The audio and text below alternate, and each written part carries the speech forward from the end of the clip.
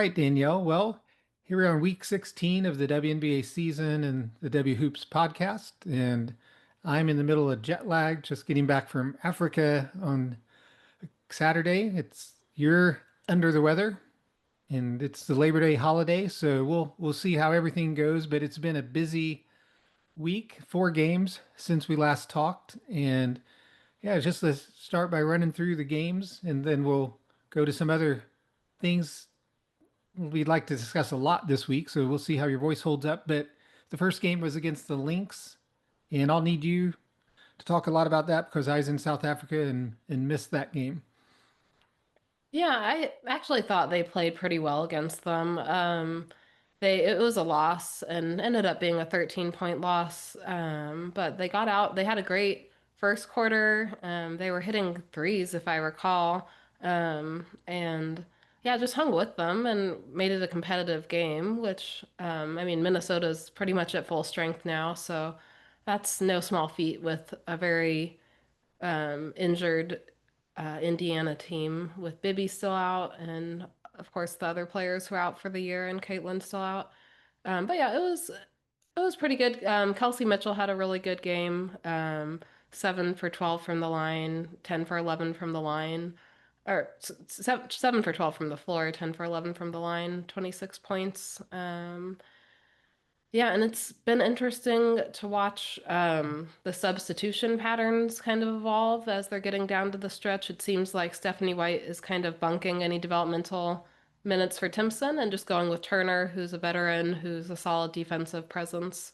And Turner's been actually like the first off the bench. So that's been interesting going from not playing at all or being the very last off the bench to being the first off the bench. Yeah, that is a big change. I mean, you and I talked about it earlier in the year. We thought Turner's a valuable player. She's a solid role player and didn't really understand why she was getting no minutes except mop-up minutes. And now all of a sudden she's ahead of Timpson in the rotation and a little confusing. I'm not really clear what Coach White is doing there, to be honest. Doesn't make any sense to me at all compared to what was going on earlier in the season. But yeah, it's disappointing to see Timpson not getting minutes. I thought showed flashes, and I'd rather they use this as developmental time. And we did talk about that previously as well. It seemed like that was the approach. They're not playing Turner and giving developmental minutes to Timpson, so a little bit of a head scratcher there, but I mean, Yeah. this was a road game for the Fever, kind of an expected loss. But Yeah, and I want to say this was Nafisa's first game back, but she had 32 points and yeah, didn't miss a beat. 32. Yeah, Um, and yeah, I mean, Minnesota's so good. They're a fun team to watch. I think this was Shea Petty's first game with the team, and she was 3 for 3 from three, so that was a nice, a little bit of scoring off the bench. But yeah, it's tough to beat Minnesota. They have only lost one game at home. They're just a strong team. yeah, this was an expected loss. But then they had the next 3 games were against the 3 teams they were battling with for the final playoff spots. So we talked about last week or so, 4 teams battling for the last 3 playoff spots, Hmm. and they're all playing each other this week, or Indiana's playing the other 3, and so really important games, and they really came out well overall. But the last last night's game kind of was a bad note to end the week, but the first two Right. games went well.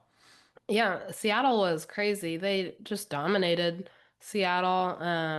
And Seattle has athletic big bigs, and Indiana just killed them on the boards. I think the final ended up being 42-21 rebound margin, which is just crazy. But yeah, it was a really impressive win from Indiana. They looked really good. Boston had 27.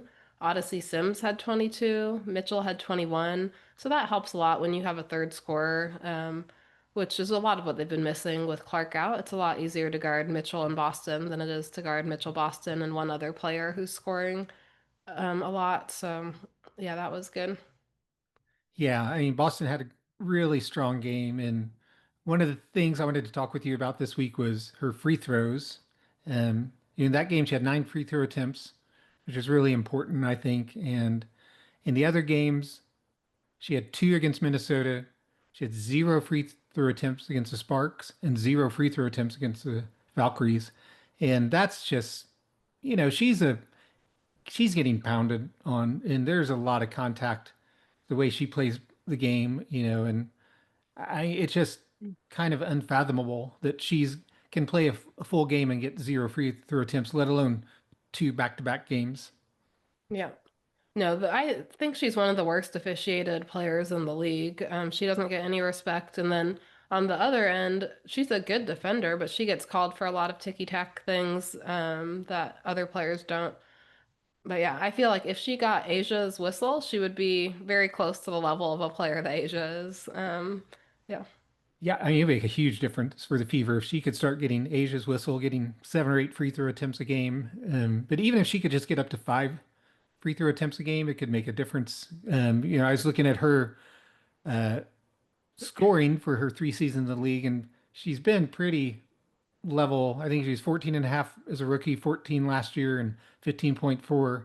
So she hasn't, you know, really taken a lot more shots or scored a lot more points, it seems like. And you'd really like to see her maybe get up to 17 to 18 points a game. And I think the key may be getting more free throw attempts. I think she averages 3.4 free throw attempts a game this year. If you get her up to 5 or 6 free throw attempts a game, that's not a lot, right? I mean, that's less than two a quarter, I mean, so yeah, if she could get up 6 free throw attempts a game and get up to 17 points a game, that would be a great developmental step for her, I think. And yeah, that was a big win. But they did have a little bit of a accident with Gabby Williams and Lexie Hull Oh colliding yeah. early in the first quarter. Yeah, they knocked heads pretty hard and both left the floor. Came back. Lexi, I haven't seen any pictures of Gabby since then, but Lexi had a big knot in her forehead, and then that's kind of drained down to her eyes, and she has two black eyes now. But yeah, I was kind of surprised they came back to that game, just with concussion potential. But thankfully, they both seem to be okay. Yeah, that was quite a collision and good no call. They just ran into each other, both going for the ball, and but then they're down. So I have a question for you. Are Lexi's black eyes a metaphor for the season for the Indiana Fever? Oh man, I mean, it's been pretty brutal, so. Yeah, I mean, it does just feel like another thing on top of another thing on top of another thing all season. Yeah. And I mean, she's injured. She's still fighting through, trying to play, giving her best effort, and kind of feels like a metaphor for the Fever.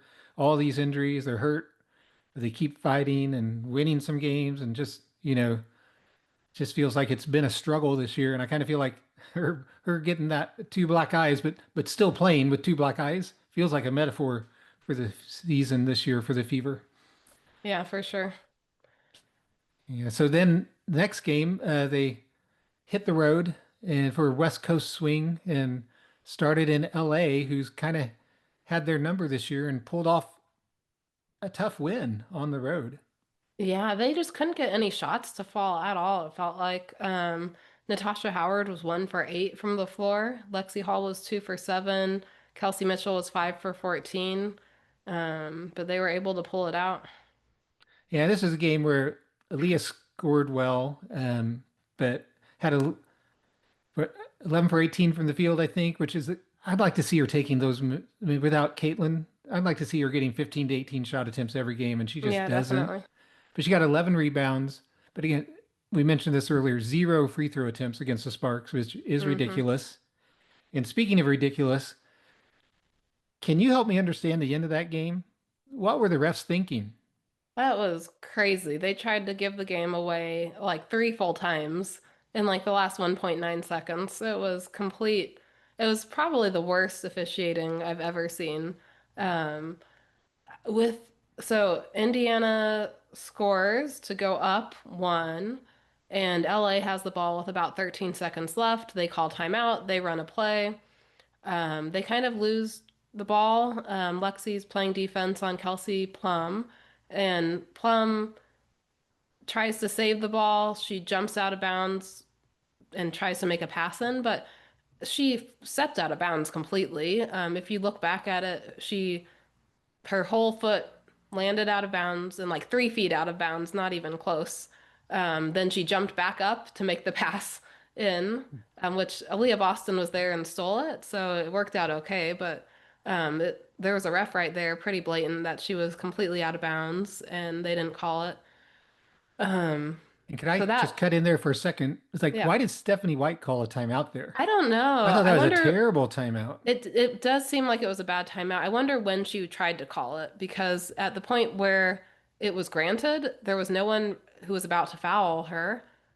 And Yeah, Leah got yeah, the ball. I want to say it's to Odyssey Sims, and I know like, Boston still had it, I think. I oh, don't think did she had Boston still passed have it it. when they Yeah. awarded the So I think timeout? maybe she didn't want Boston being fouled to go to the line, but still, it seemed like you could have just risked that playing out. Yeah, I think so. But then, so it's 1.9 left, and Indiana has to inbound the ball now. They advance the ball and get it in. They foul, but it didn't really look like they fouled. Kelsey Plum just kind of ran by. And then Yeah, the clock goes off, end the game, and the ref is like, "Oh no, wait, there was a foul." And they put like 1.1 back on the like a lot of time back on the clock. yeah, that was ridiculous how much time that referee came running from across the court too, who made the Yeah. call. It was Yeah. a ridiculous call. I don't even know if there was any contact there. Yeah. Certainly nothing that they would have been calling the rest of the game. Right. So And that was then, controversial to me that that guy oh, from 50 feet away makes the call. absolutely. And then, I don't know if you noticed, like when I was watching the game, the there were two bald guy refs, and Yeah. the female ref had a shocked look on her face Yeah. when She's like, "What? The clock, it's out. It's over." yeah, you could tell I think she was closer to the ball than Yeah, it the was her guy who call, made the probably. call. Yeah, and she just looked stunned that he called a foul there. Yeah. So then they review it. They put like 1.1 back, which again was just a ridiculous amount of time to leave on the clock. They inbound it to Mitchell this time, and one po so they and then they take off point. They put the shot clock to point four, or the game clock to point 4 seconds, and she's shooting free throws now. They're in the bonus, and she misses the first one, which was probably unintentional. But then the second one at that point, point 0.4 seconds, you've got to miss it so Right. that they don't have time to get a shot off. And she does a perfect miss. She shoots it. It bounces twice on the rim and then falls off the rim. Hamby inbounds it. The game clock sounds, and then the same ref is like, "Oh wait, they called a timeout." Just completely crazy. Yeah. I mean, yeah, I don't know who called the timeout, who gave, and then they went to review to see, Yeah, and then they they gave gave put him point one a tenth of a second. Yeah, and you can't do anything except tip. uh, a tip at that point. And Yeah, it's, but it they was got to just, advance it and just ridiculous. It's like physically impossible. And I went back and looked at it, and they don't start the clock until Hamby rebounds it. It makes no sense. Like it bounced twice on the rim, and which is like what you have to. It was a perfect miss from Kelsey Mitchell because it has to hit the rim to start the clock, but they well, I just don't didn't think start. it's the clock starts on a free throw until it's touched. Really? I think, Hmm. but there's no way that they got a rebound and got a timeout called in 4/10 of a second. It was just pure silliness, or 3/10 of a Yeah. second, right? I mean, Right.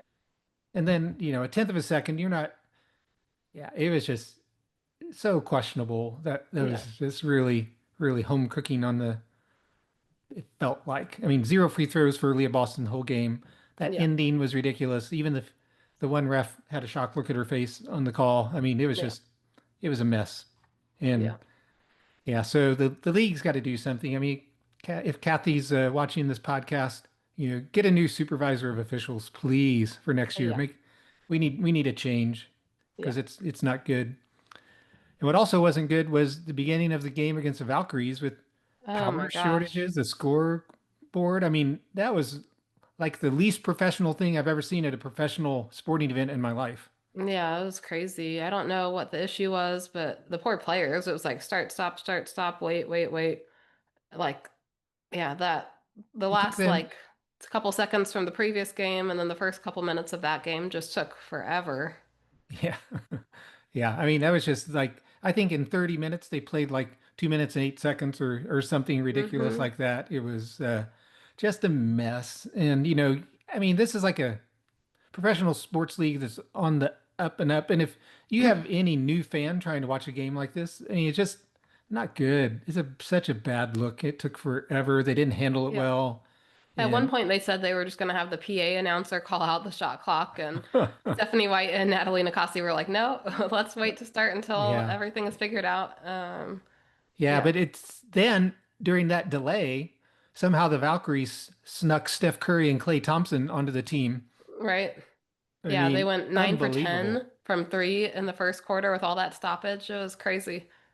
Yeah, I mean, it was just unbelievable. It may have bled into that 9 for 10 may have bled into the second quarter a little bit, I think, Maybe. because I think they only had 25 at the end of the first. Okay. But then I think they hit their first two threes of the second quarter and scored 6 quick points. And I mean, it's like the Splash Sisters for Golden State. What was that? I mean, it was just, I mean, that game was over Oh with, yeah. I mean, what do you do? A team goes 9 for 10 on their first 10 shots from three, and just what can you do? I thought the Valkyries, I had texted you and thought, hey, maybe we'll have a chance to steal one against the Valkyries because they're playing a back-to-back and we get them on the second night of a back-to-back, but they just shot lights out but then they didn't even score that many points. It's like they really No, yeah. They actually did kept a pretty good job from after that.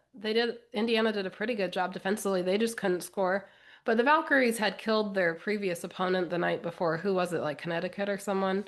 And so they got a lot of rest mm, the night before. So they weren't too tired, I don't think. But yeah, but yeah, we did a decent job defensively after that, but Indiana just couldn't make any buckets. yeah. And one thing I want to know what you think about this. It feels like Indiana's really small. And watching that game against the Valkyries, I mean, the Valkyries aren't a huge team, but Timmy is 6'4" and long, and then they got another big who's hitting all the threes. What's her name? I forget. She's six. Salon. No, not Salon. The Oh, repair. Yeah. Rupert. She's 6'4". Salon's 6'2" and long.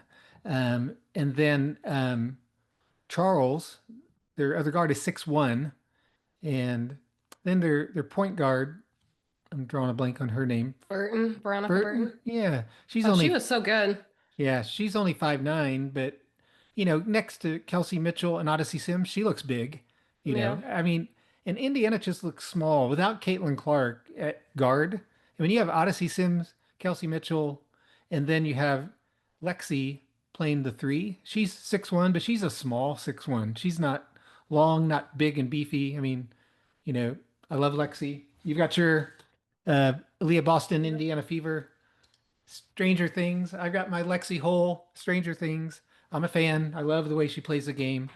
But she's had a rough August in a lot of ways, and I think Indiana's just got to figure something out with their size. They to me that I walked away from that game. Yeah, I was in jet lag, so I couldn't make it past the first quarter because the first quarter took an hour. It felt like with all the problems, and yeah, they just seem small to me, and we got to figure out something because Howard, Yeah. got Boston's big for a five, but then Howard's Hmm. small for a four, Yeah. Lexi's small for a three, Kelsey's small for a two. I mean they're chess. Caitlin's tall for a point guard, but Yeah. otherwise, Aaliyah's probably below. There are bigger fives than her in the league. Quite a few fives Yeah. who are bigger than her, and Caitlin's probably the only person who's an above average size for her position. Yeah. So I just feel like that's something they need to think about in the offseason. How do you address just being a small, short team? Right. Yeah. Yeah. And I mean, obviously it would help to have like so because when you have Sophie in there, you have a lot more flexibility. She can kind of play 2 through 4 for them. But yeah, it's tough being that small. And the Valkyries did some trapping with Mitchell when Mitchell had the ball, and it's tough when you're small and being trapped. But yeah, they did that. I went with mom to the Dallas Golden State game last weekend, and Golden State did the same thing with Paige, where they trapped her every time pretty much, and Mm, Dallas couldn't figure out anything to do. They just kept setting screens for her and bringing two defenders to double her, and then not really having anything to do after that. But yeah, I yeah. mean, the Valkyries are a very well coached team. It seems like they have good defensive schemes, and with when they're hot, they're a scary team to play. They are. And yeah, I mean, Aaliyah Boston, and she only got 7 shot attempts in that game. She was 2 for 7, 4 points, 0 free throw attempts. And I think they were running double teams at her. And you just got to plan for that and have places where Aaliyah can know that she can catch and turn and find the open player, But Right. maybe they were, again, I didn't get to see much of the game due to jet lag and the delays with all the problems with the shot clocks. I just couldn't, I barely made it up through the first quarter. And you just got to figure out how to be prepared for a team that traps and move the ball quickly, and make them scramble. And then when they're scrambling, attack the rim. Don't Yeah. just settle for threes when they're scrambling. You attack when the defense is scrambling. It is tough though. I mean, they have three hardship players who are playing heavy minutes. Odyssey Sims played 30 minutes. Shea Petty played 10. Powers played 19. So you have 59 minutes of that game being played by people who have been with the team for days, you know? So Yeah, that I is mean tough. I mean it's tough. Again, Lexie's black eyes are a metaphor for this season. Yeah. It's been a tough season. Indiana's beaten and bruised, and they're doing their best. But yeah, that was just yeah. I don't know how they got Steph Curry and Klay Thompson in Golden State uniforms, but the Splash Sisters came through last night and just took the wind out of the sails of Indiana from the get-go, and Mm-hmm. it really wasn't competitive the rest of the way. Right. Um, so yeah, but overall, really, I mean, 2 for 2 is not a bad outcome for this week. Playing, beating two of the three teams they're competing against for playoff Yeah. spots. Really, the LA win, especially because LA is the one outside of the playoffs right now. Putting a loss on LA matters quite a bit. They slid to eighth place now with a loss to Golden State, but LA has quite a task to make the playoffs here. Yeah, well, I mean, they're only 1 game behind Indiana in the loss column. They're Hmm. 3 games behind in the win column. So Yeah, but they somehow, have a tough schedule left. I don't remember who all. Let me check who they and they play. must have a lot of games lumped close together because they've played 2 fewer games, I think, than Right. the Fever have. And so, yeah, I mean, I'm sure they've got a tough schedule coming up, but They do. So they play Seattle they play at Seattle, at Atlanta, home versus Dallas, at Phoenix, and home versus Vegas to end the season. So there's almost no way that they can get enough wins or avoid enough losses to make the playoffs, it seems, unless they get really hot. But they have to, they're playing five of the last six games are against top team. Well, Seattle is tough to say how you rank Seattle, but they're playing Atlanta twice, Phoenix once, and Vegas once down the stretch. yeah, I mean, that's going to be a tough stretch, and we'll see how that goes. But yeah, so it really wasn't a bad week, even though that the game last night was kind of a Sure. stinker. Yep. Stealing that game against Los Angeles really made it a pretty decent week, Right. given how you know injury depleted the team is.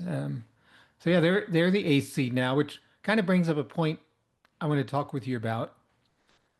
The Minnesota Lynx could end up with the worst draw of all time for a number 1 seed. Yeah, it's brutal.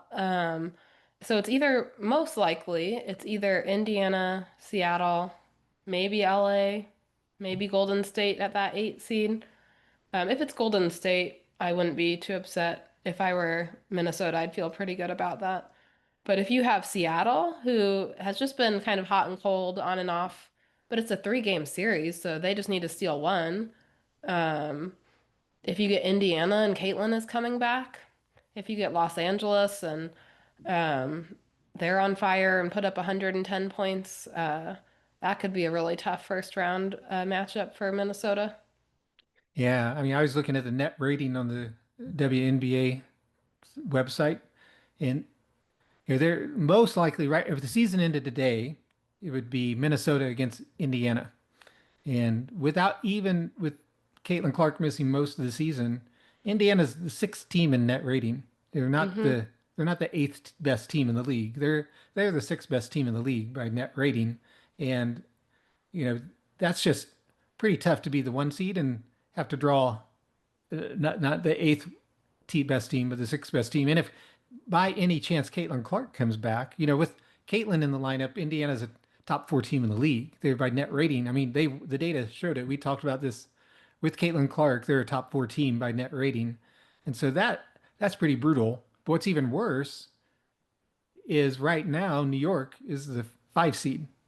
So a healthy New York was clearly by net rating the best team in the league. I mean, they had like a 20-point net rating or something through And mid-June.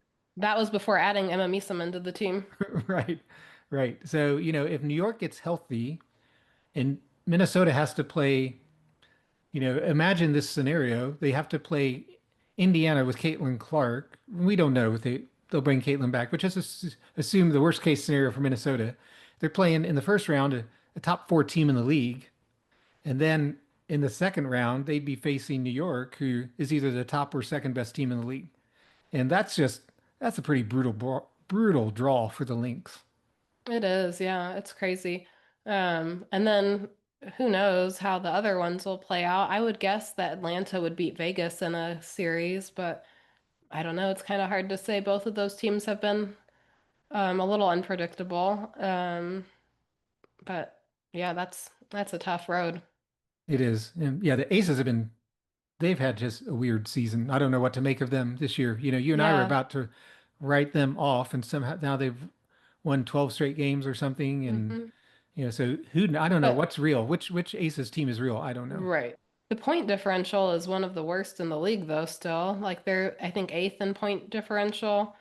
Um, and their net ranking is not great, so it's hard to say with them. Yeah, it really is. Um, another thing I wanted to talk about with you just about Indiana is um, just Lexie's August has been rough.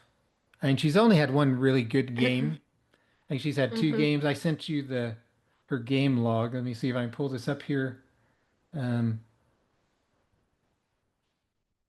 yeah, she's had that one good game where she scored 23 points against the Lynx, and then she had a 17-point game against the Sky.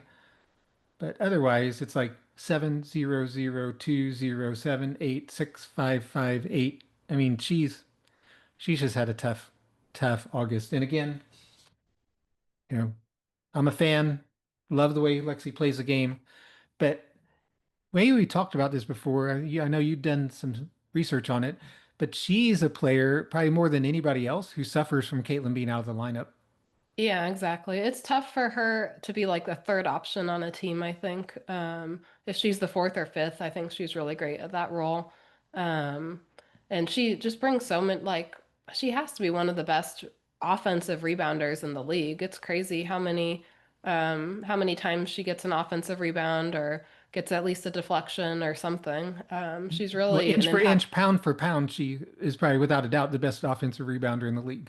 Yeah, well, Angel Reese certainly would have a case there, but those two, Oh, it's the hard to me think of. bounds. Can we take out the me bounds? And Yeah, I mean, Angel's numbers are still good without the me bounds, but yeah, I mean, I think those like I can't think of a third person who I would I put just in that. mean for her size, like Angel Reese Sure, is quite a bit longer. It's like sure, inch for inch, pound for pound.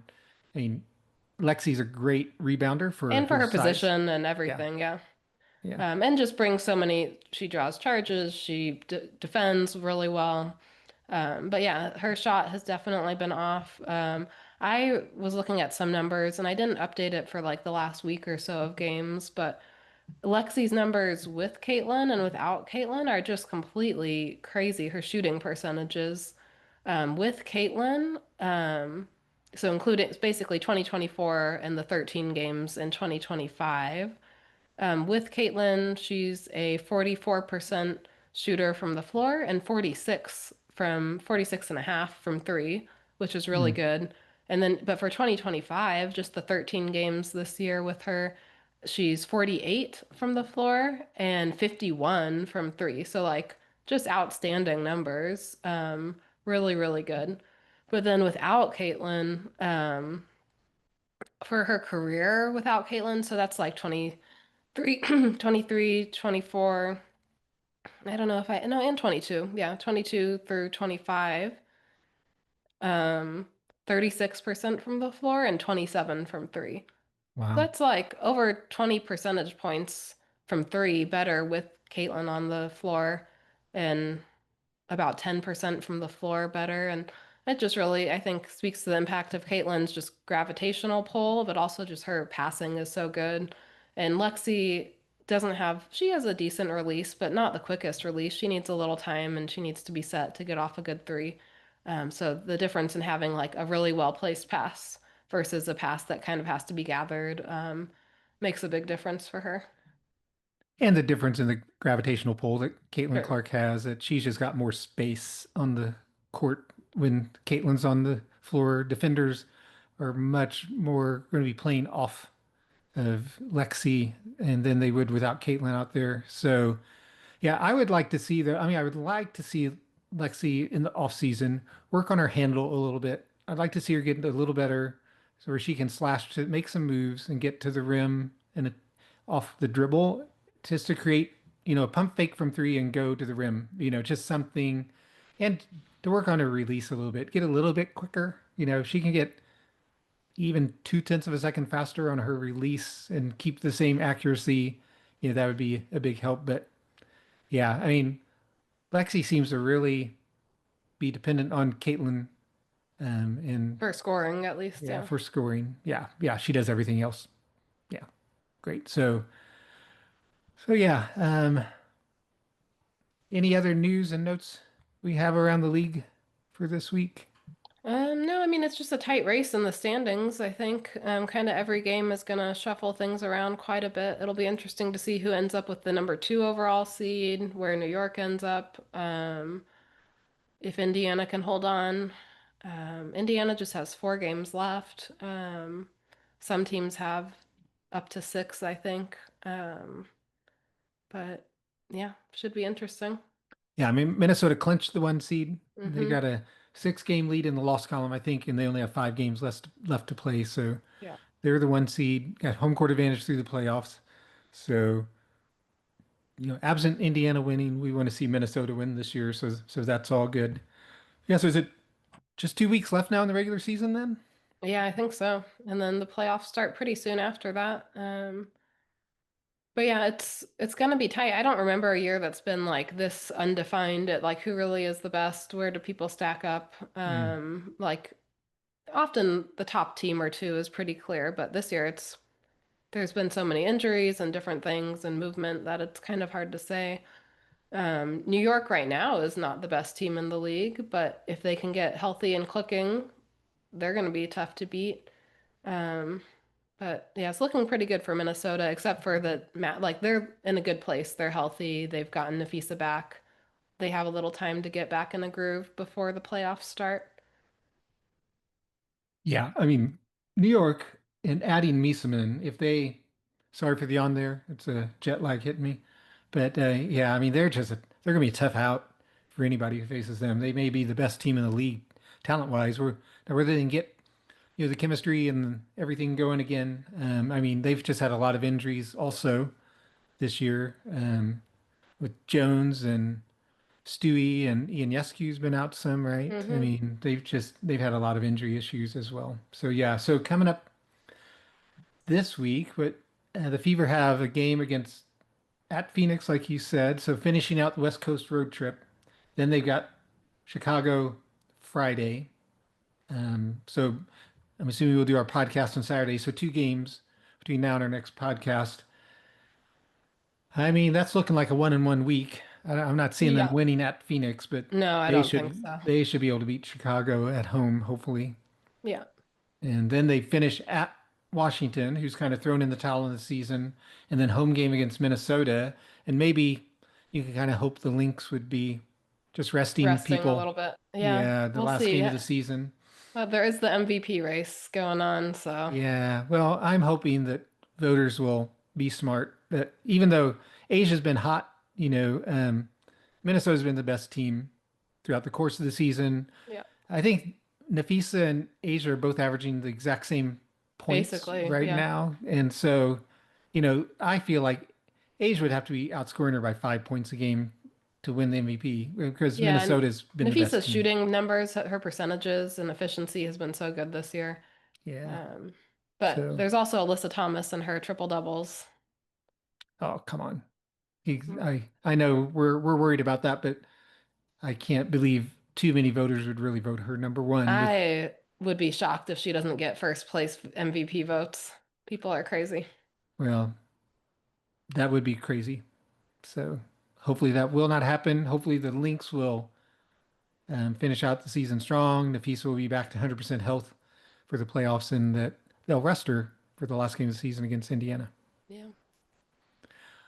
All right, Danielle, I think that's it for this week. Hope you get feeling better. And yeah, we will look forward to watching those games. All right. Well, I think that's it for the W Hoops podcast today. Everyone, please be sure to subscribe and leave a comment or review, and we'll see you next week.